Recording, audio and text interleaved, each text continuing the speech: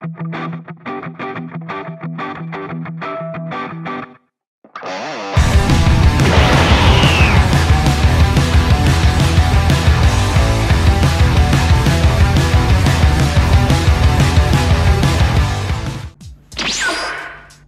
what's up YouTube and what's up sa inyo guys? So, muli. So, nirelease ngayong araw, kaninang umaga, sa mga shop, yung bagong Ichiban Kuji ng My Hero Academia. So, bumunot tayo guys sa malapit na area sa akin sa Piago. No? So, 9 AM. So, nakapagbunot tayo guys sa yung Buenamano. So, sa 5 bunot guys, wala tayong nakuha. Hanggang sa marami tayong nabunot. Siguro I think mga nasa 17 tickets yung nabunot natin guys. So, dyan ko rin guys nakuha yung nakarang Sabado yung Ichiban Kuji ng Jojo.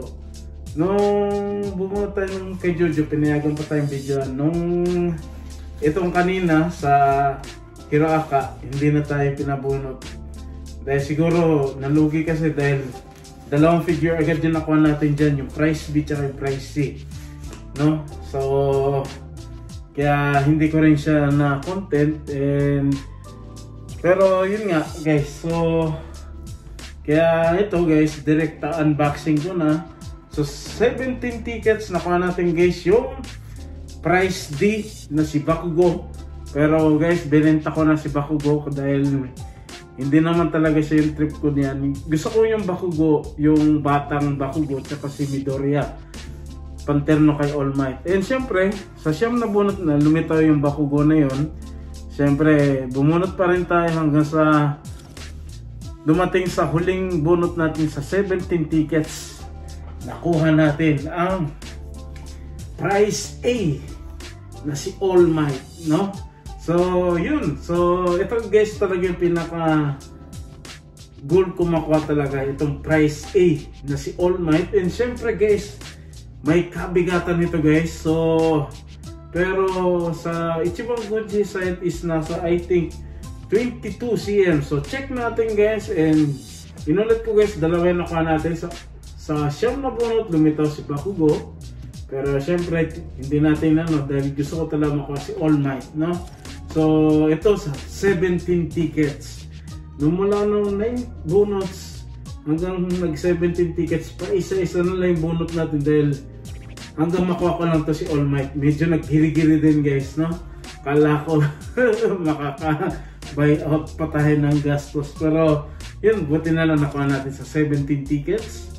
So, sa buong Kuji guys, tig-dalawa yung si All Might, yung batang Bakugo, batang Midoriya, tapos yung binatang Midoriya ay iisa lang, at yung binatang Bakugo dalawa. So, bali sa buong Kuji is siyam na figure plus last one version na kira-kira pa. So, metallic version na si All Might na ganito guys. So, wag na natin guys patagalin.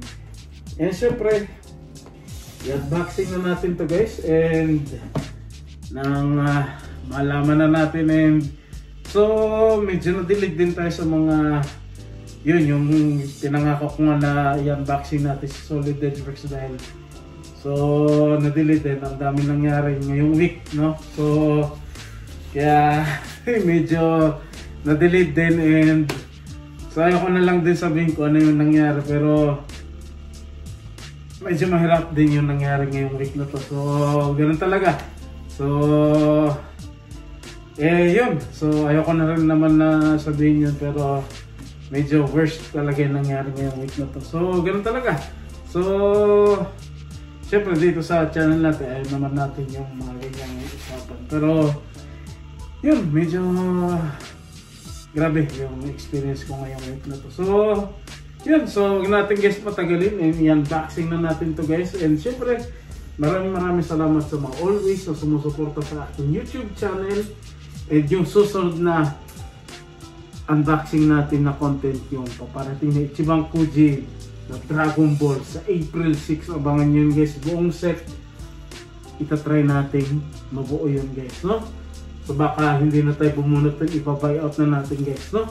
Eh syempre yung mga double load ibebenta natin para kahit paano yung pupuhunan natin sa buong set is kahit paano may bumalik, no? So yun lang guys, ito na. So ito guys, inulit ko, hindi siya masterlize. Normal figure lang siya pero may kabigatan. And syempre, ang ganda ng packaging niya guys, no? Syempre, kaya kung kasi yan, ito lang talaga gusto ko makuha, tsaka yung batang Bakugo at yung batang Midoriya. Yun yung set dito. So baka yun bilhin ko na lang sa Mercari sa mga susunod na araw. So ang akin lang talaga muna makuha lang si All Might, no? So yun lang guys. So i-unboxing na natin guys, no? So at nang maano na natin to guys, no?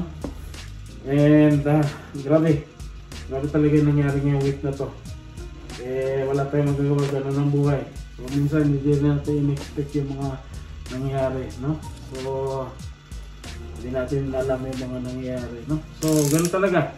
So kaya baka try ko sa susunod na araw i-unbox natin talaga. Isusureball na natin itong Solid Edge Works na si Kid Buu at yung figure na si Kamen Rider Black at yung Kamen Rider Black RX na set. So abangan nyo yan guys sa aking YouTube channel. And syempre yung upcoming Ichiban Koji ng Dragon Ball sa April 6 yung release date. So siguro kung hindi man saktong 6 or sakto naman 6, mga gabi ko na may upload sa aking YouTube channel. So abangan nyo guys sa aking YouTube channel, no? So guys, labasan natin. Oh, okay, nakakalam siya guys in fairness. So, ayun siya, nakakalam. So, ilabasan natin guys. 3, 2, 1.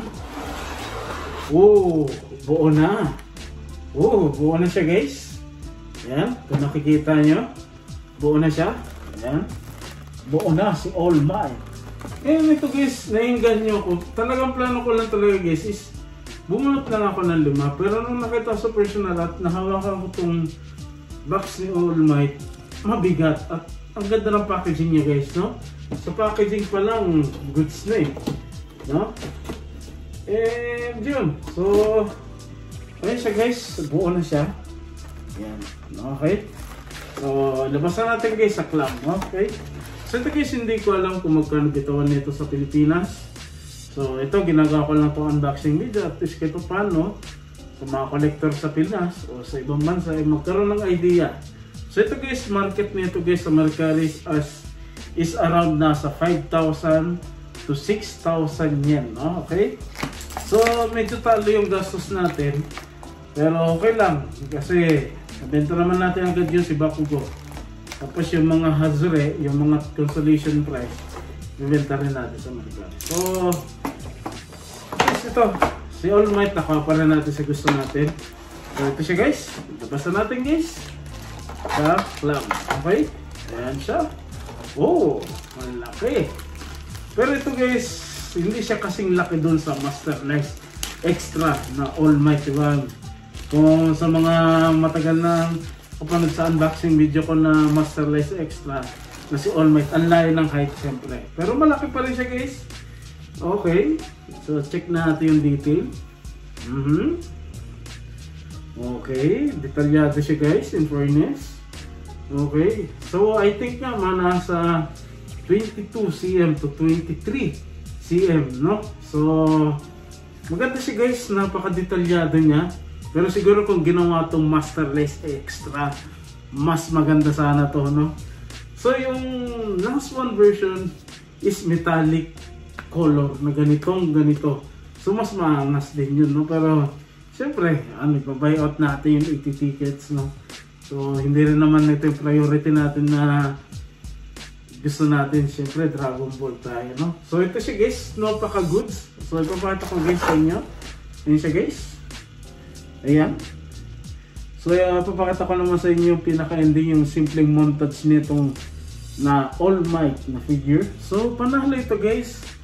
No? Napaka-panalo. And siyempre, inulit ko may kabigatan nito guys.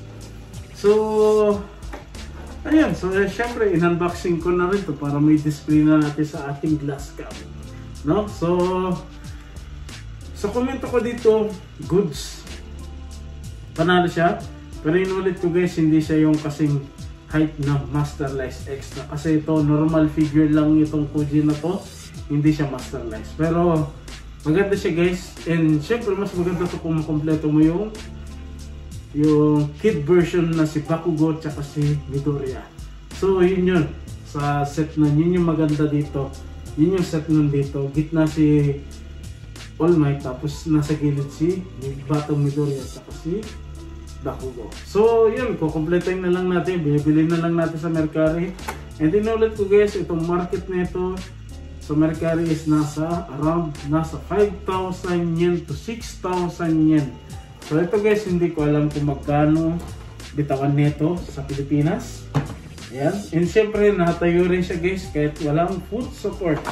So, ayan, at least kahit paano, magkaroon ng idea sa inyo guys, yung itong simpleng unboxing video natin guys. And inulit ko guys, try natin bukas na makapag-unboxing tayo ng Solid Edge Works na si Kid Buu at yung iba pang figure na meron pa tayo dito. So, and syempre yung sa paparating na Ichiban Kuji ng Dragon Ball sa April 6. So, abangan nyo guys, and inulit ko guys, goods itong figure na itong price A na si All Might, no? So, siyempre, di-display ko na rin sa glass cab. And siyempre, kahit paano nakatulong sa inyo sa mga questionable, sa mga Pinas o sa ibang bansa. Siyempre kasi sa inyo, aabutin pa ng ilang weeks o months pa bago dumating. At siyempre, at least magkaroon din ng idea kahit paano, no? Na kung ano yung itsura nitong figure na. So, yun lang guys. Maraming salamat. Keep safe everyone. Good night and God bless. Peace.